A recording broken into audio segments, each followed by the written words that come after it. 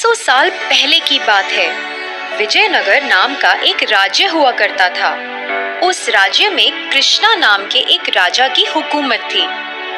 एक बार जब राजा सो रहा था, उसे एक सपना आया। उसने सपने में एक आलीशान महल देखा। उस महल में भिन्न प्रकार की बत्तियां थीं और वो हवा में उड़ रहा था। अगले दिन से राजा इस सपने के बारे में भूल नहीं पाए। अचानक उसने सबको एक सभा में बुलाया और अपने सपने के बारे में बताया। उसने ऐलान किया कि अब वो इस सपने को हकीकत में बदलेगा।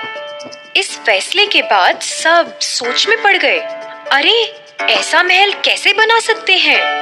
उड़ता हुआ महल बनाना तो नामुमकिन है। राजा गुस्सा हो गया।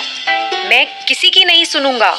तुम जो भी करो, मुझे बस ये सपने को हकीकत में बदलना है।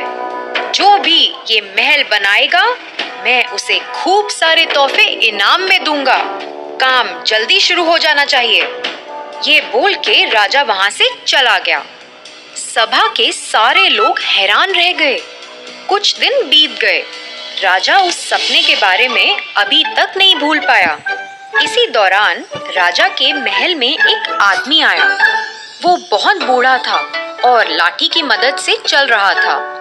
वो राजा के पास आकर बोला, राजा जी, मेरे साथ अन्याय हुआ है, मेरी मदद करो। राजा बोले, मुझे बताओ क्या हुआ, मैं तुम्हें न्याय दिलाऊंगा। राजा ने भरोसा दिलाया। राजा जी, मेरे पास 100 सोने के सिक्के थे। चोर उन्हें मेरी अनुपस्थिति में लूट कर ले गया। मुझे मालूम है कि ये किसने किया है। आप उससे बात करो और मेरे सिक्के मुझे वापस दिलाओ। बूढ़े आदमी ने कहा। ये सब सुनने के बाद राजा बोले, किसने चोरी की है? वो कहाँ रहता है? बताओ।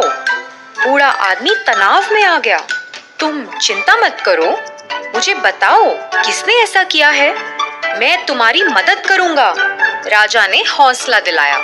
राजा जी, जिसने मेरे 100 सिक्के चुराए हैं, वो आप हो।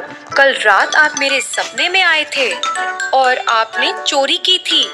बूढ़ा आदमी बोला। राजा को बहुत गुस्सा आया। ये कोई मजाक चल रहा है? सपने को सच मानना बेवकूफी है। राजा बोला।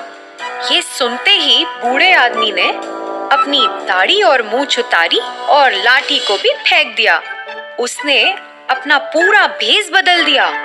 वो बूढ़ा व्यक्ति तेनालीरामा था। राजा जी, मुझे माफ कर दो। और कोई रास्ता नहीं था। मैं यही आपको बताना चाहता था कि सपने को सच में बदलना नामुमकिन है। ये सुनते ही राजा कृष्णा हंसने लगे। राजा को एहसास हुआ और उसने तेनाली को शाबाशी दी। उम्मीद है ये कहानी आपको बहुत पसंद आई होगी।